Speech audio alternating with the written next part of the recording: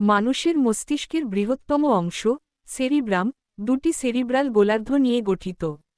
প্রতিটি গোলার্ধে সাদা পদার্থ দিয়ে তৈরি একটি অভ্যন্তরীণ কোর থাকে এবং একটি বাইরের পৃষ্ঠ সেরিব্রাল কর্টেক্স ধূসর পদার্থ দিয়ে তৈরি। কর্টেক্সের একটি বাইরের স্তর নিউকর্টেক্স এবং একটি অভ্যন্তরীণ অ্যালোকর্টেক্স থাকে।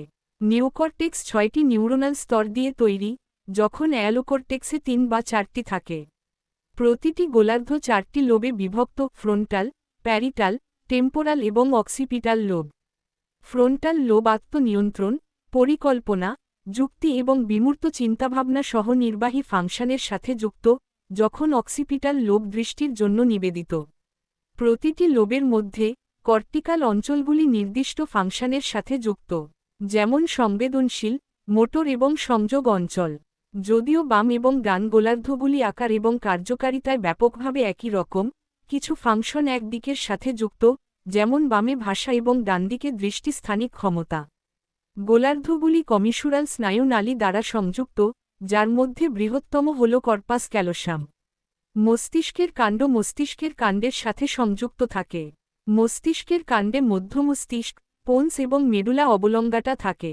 মস্তিষ্কের কাণ্ডের সাথে 3 জোড়া স্নায়ুতন্ত্রের মাধ্যমে মস্তিষ্কের কাণ্ডের সংযোগ থাকে, যা সেরিবেলার পেডানকুল নামে পরিচিত।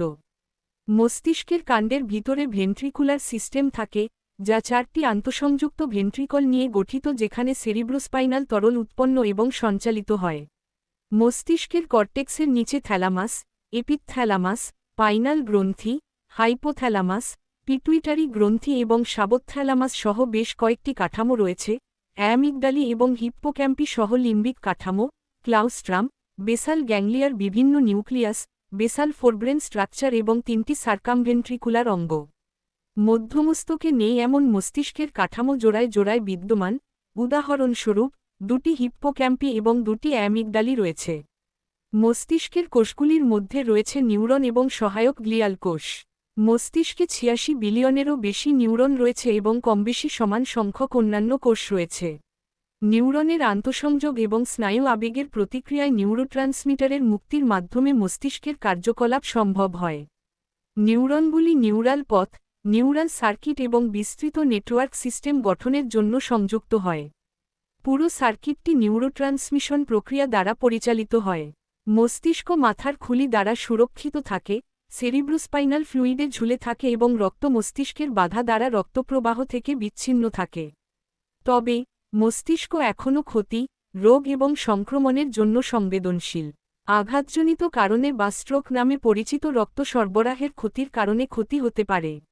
মস্তিষ্ক অবক্ষয়জনিত ব্যাধির জন্য সংবেদনশীল, যেমন পার্কিনসন রোগ, আলঝাইমার রোগ সহ ডিমেনশিয়া এবং মাল্টিপল স্কলেরোসিস। সিজোফ্রেনিয়া এবং ক্লিনিক্যাল ডিপ্রেশন সহ মানসিক অবস্থা মস্তিষ্কের কর্মহীনতার সাথে যুক্ত বলে মনে করা হয়। মস্তিষ্ক টিউমারের স্থানও হতে পারে, সৌম্য এবং মারাত্মক উভয়েই। এগুলি বেশিরভাগই শরীরের অন্যান্য স্থান থেকে উদ্ভূত হয়। মস্তিষ্কের শারীরস্থান অধ্যয়ন হল নিউরোঅ্যানাটমি, অন্যদিকে এর কার্যকারিতা অধ্যয়ন হল স্নায়ুবিজ্ঞান। মস্তিষ্ক অধ্যয়নের জন্য অসংখ্য কৌশল ব্যবহার করা হয়। অন্যান্য প্রাণীর নমুনা, যা অণুবীক্ষণিকভাবে পরীক্ষা করা যেতে পারে, ঐতিহ্যগতভাবে অনেক তথ্য সরবরাহ করেছে। কার্যকরী নিউরোইমেজিং এবং ইলেকট্রোএনসেফালোগ্রাফি ইইজি রেকর্ডিংয়ের মতো মেডিকেল ইমেজিং প্রযুক্তি মস্তিষ্ক অধ্যয়নের ক্ষেত্রে গুরুত্বপূর্ণ। মস্তিষ্কের আঘাতে আক্রান্ত ব্যক্তিদের চিকিৎসা ইতিহাস মস্তিষ্কের প্রতিটি অংশের কার্যকারিতা সম্পর্কে অন্তর্দৃষ্টি প্রদান করেছে। স্নায়ুবিজ্ঞান গবেষণা যথেষ্ট প্রসারিত হয়েছে এবং গবেষণা চলছে। সংস্কৃতিতে, মনের দর্শন শতাব্দীর পর শতাব্দী ধরে চেতনার প্রকৃতি এবং মন শরীরের সমস্যার প্রশ্নটি সমাধান করার চেষ্টা করে আসছে। 19 শতাব্দীতে মস্তিষ্কবিদ্যার ছদ্মবিজ্ঞান কর্টেক্সের অঞ্চলগুলিতে ব্যক্তিত্বের বৈশিষ্ট্যগুলিকে স্থানীয়করণের চেষ্টা করেছিল।